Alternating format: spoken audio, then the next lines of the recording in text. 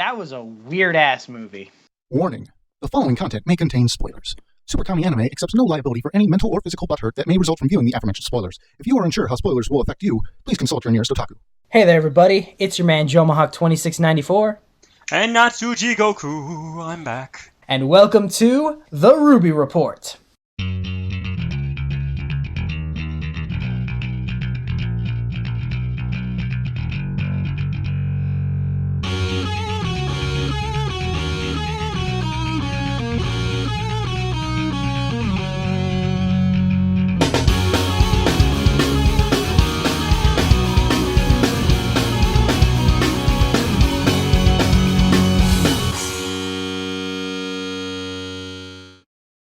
Fuck yeah!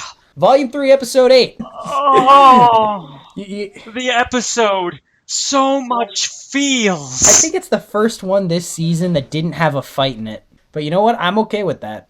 We finally learned what happened to Yang. She basically gets nothing more than a pat on the back and a slap on the wrist. For what looks like assault to everyone around the world, she basically has Metal Dick tell her, "You all seem like good students.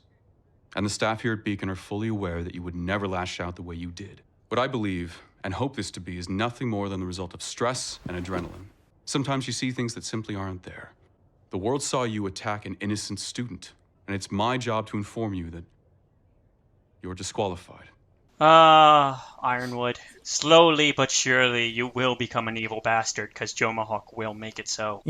Yes, even if it's written that he will be a good guy, I will hold a gun to Miles' head and be like, "You're gonna somehow twist it to where he's like an evil bastard." Just watch. He's going to be all nice and caring and do something good that makes him look like a good guy, and then at the very end he's gonna reveal that the whole time he was an orchestrating bad guy. I was the bad guy once, but I failed. Anyway, Yang is trying to defend herself, saying he attacked me, and Ironwood is like, everyone around the world saw differently. Exactly, so it's kind of hard for her to plead her case. Now, RWBY and Weiss just instantly pipe up saying, "But Yang would never do that." Yeah.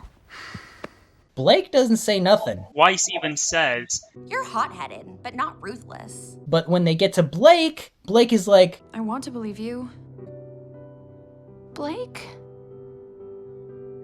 And Yang starts crying. I almost started crying. At that point, I wanted to grip Blake by the neck, shake her, snap it, and then go, "Why you do this to your friend?" And then she has the gall to compare Yang to Adam, saying that he started out exactly like this. And then he slowly changed. Yeah, and that Blake herself started to believe him that he wasn't doing the wrong thing, and it was only after the train thing that she realized he was totally a dick. You're seriously comparing your psycho ex-boyfriend. What you need is to leave. You are asking my men to die for your cause. That is not an idea I am willing to entertain. What is this? Our plan will be beneficial for both of us. Or one of us. So, which will it be? To your maybe girlfriend. Maybe girlfriend.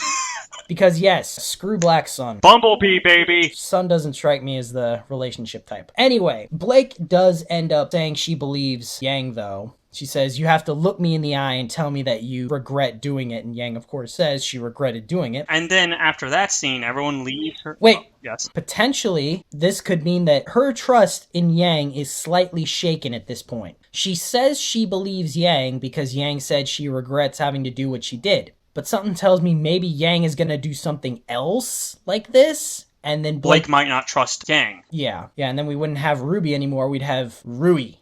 Get the hell out. Anyway, as soon as RWBY, Weiss, and Blake leave their room, Jean is like, "How is she?" And everyone else is in their room saying, "Yeah, how is she? How is she?" Except for Pyrrha. She's sitting on the bed thinking about the Fall Maiden stuff. So RWBY basically says, "Pyrrha, I want you to win for Beacon." Thanks, putting more pressure on her. Oh, this becomes very important later. The story that everyone has heard and believes is that Emerald, Mercury, and Cinder have all returned to Haven to be with Mercury's family. Keep that in your mind, that Emerald, Mercury, and Cinder are all back in Haven. So, I actually kind of got my wish. We get some corny laughs. Nora just goes full ADHD. She managed to deadlift 2,000 pounds from the ground above her head behind her. She wasn't using proper technique at all, if you want to get technical about it. Then Ren has the most interesting apron I've ever seen. It says, "Please do nothing to the cook." It makes me wonder, what did Nora do to Ren to make him buy that? There's a reason why they don't have syrup anymore for their pancakes. I'm gonna let that one slide because there was... Did it sound sexual? Did I mean for it to sound sexual? Who knows? If you want to know what was going on in my head, watch episode 1 of On the Spot. Just remember syrup and you'll... Anyway, Ren tries to give Nora this glass of protein juice. It's basically the vegan milkshake, and Nora tries some of it and she instantly throws up, and she's like, "What is wrong with you?" And he's like, "You're the one that wasted good juice." If it looks the same going down as coming out, then it's not good. So then Jean steps in as a leader, and he's like, "Why don't we all go get some fresh air?" Go get sweets, cotton candies. Nora, no pancakes. Crow visits Yang. He has a little pet name for her. He calls her Firecracker. And he wants to believe her, but there's no real proof. He literally goes, either you're crazy or... lying. Yeah. And she's like, "I'm not lying." He's like, Crazy. Got it. Who knows? Maybe I am. And here I thought your dark-haired friend was the emo one. And we start getting more stuff about Raven and her little personality traits. And it is confirmed. Go ahead. Go ahead. It is freaking confirmed. Jomahawk, it is confirmed in this episode, as you've stated to me before, Raven is Yang's mom. Go ahead and say it. I know you want to. I was right. You were wrong. I was right. You can't see it. I'm giving you a sign, but you can't see my hand. Peace to you too. Yeah, but they have a heart-to-heart about Raven, and Crow actually talks to Raven. So, okay.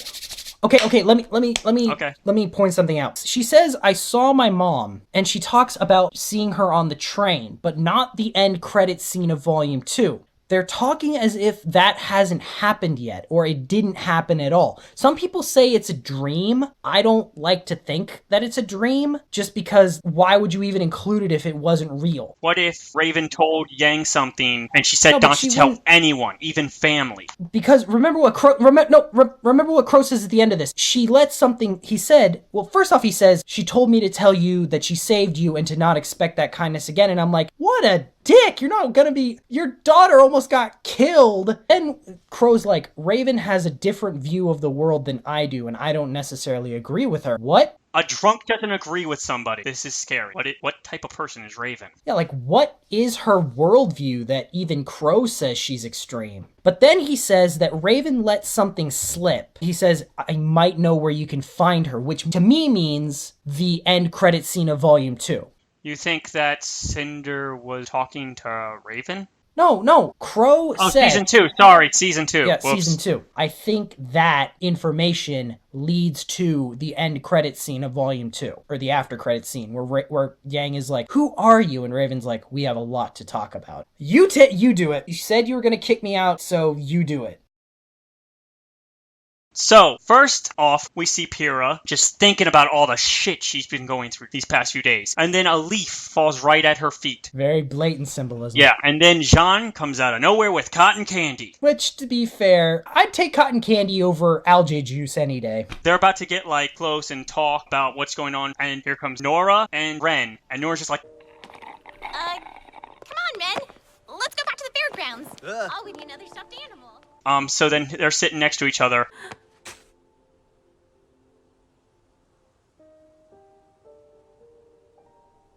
I can tell there's something on your mind, so... I don't know. How can I help? You're already doing it. He can tell when she's, worried about something. So he sits nice and close to her and puts his hand on top of hers. Yeah, he takes the initiative! Pyrrha drops the cotton candy. And I'm like, not the cotton... Oh my god, he's actually... She puts her head on his shoulder and she's like, "You're already doing it." And I'm like, yes! Yes! We've reached it! Arcos is happening! Yes! And then Pyrrha cock blocks herself! Pyrrha? Stop. Did I say something wrong? Stop! John!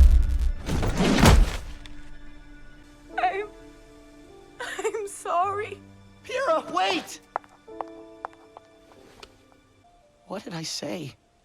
Damn you, nature!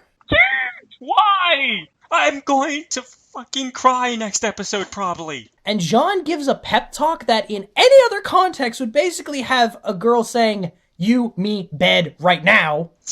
He, basically tells her, follow your dream, don't let anything get in your way. The Pyrenicos I know would never back down from any challenge ever. Jean tells Pyrrha, don't let anything get in your way. Follow your damn dream and do it. Pyrrha, instead of melting, kissing Jean, and possibly turning this show into 18 Up, says stop, covers her mouth like she's afraid, because she probably is, probably really freaking afraid at this point, because I think in her mind she's thinking, I don't want to lose this amazing guy by doing what I have to do. And then she uses her power and literally slams him against the wall. He starts getting up, and he doesn't even seem pissed about her slamming him into a wall. He's just thinking, what did I say wrong? Because she starts crying, and once again, 2 heartbreaks, Rooster Teeth. Have you no heart? 2 heartbreaks from 2 of your hottest girls in the same episode. Oh my God. So she runs off, and Jean's like, with a cracked voice, 3 heartbreaks, because Jean's heart breaks again too. He's like, what did I say wrong? And I'm like, you killed Arcos, you bastards. So then we go back to the tournament. The first part of the episode was kind of like our little breather to kind of pull us back out of the abyss that the last 2 episodes have taken us into, the abyss of darkness and gritty realism.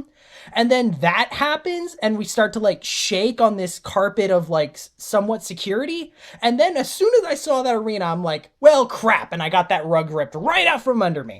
Yeah! Ruby shows up, but she doesn't have her scythe. This is important. Yeah, so she's sitting down, and she looks across the arena, and who does she see but Emerald, who's supposed to be back in Haven. So she realizes this, gets up, starts going somewhere. She ends up going into the maintenance section, and who does she see there, Goku?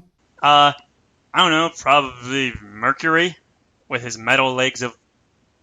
I wonder if he has a metal dick. That's Ironwood. Ironwood has the metal dick. Oh, how do you know? But anyway, so she sees Mercury walking. You get to lay low until the end. We wouldn't want people to see you on your feet and have this all be for naught now, would we? And then we hear who the next fight is. Penny! Pyrrha! RWBY draws the same conclusion we all draw. Magnets, computers, do not mix! And she's like, I know this wait, from experience! What? And then Mercury just has to go and twist that knife, saying what we already know. He's like, ooh, polarity versus metal. That could be bad. Son of a bitch, I'm gonna kill you! Kick his ass from it! She reaches for her scythe and it's not there, and I'm like, why do you not have your weapon? How do you not have your baby? What were you thinking, Rose? I'm just thinking, RWBY, you have no weapon. You are way faster than he could ever be with your semblance. Are you sure he has metal legs? The door is behind you, RWBY. It is 10 feet behind you. Whip out your scroll, take a picture, and run! Don't try and fight him, run!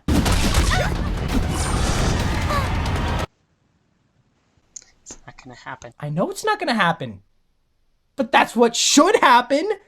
That's gonna get credited when the one dude does the everything wrong with RWBY Volume 3. He's gonna point that out and be like, all RWBY has to do is take a picture with her scroll, run out the door and show it to Port that Mercury's on his legs, and boom! Cinder's plan is screwed. Alright, is that it? Is that everything? Not quite. I just want to say one thing. So I looked at the schedule. This coming Sunday, we get episode 9. Then the next week is the last World of Remnant for Volume 3, which means what's going to happen next week is going to be another massive, gut-wrenching, heartbreaking cliffhanger. God damn you cliffhangers! Anyone who says this isn't an anime, I'm going to twist a knife in your nipples.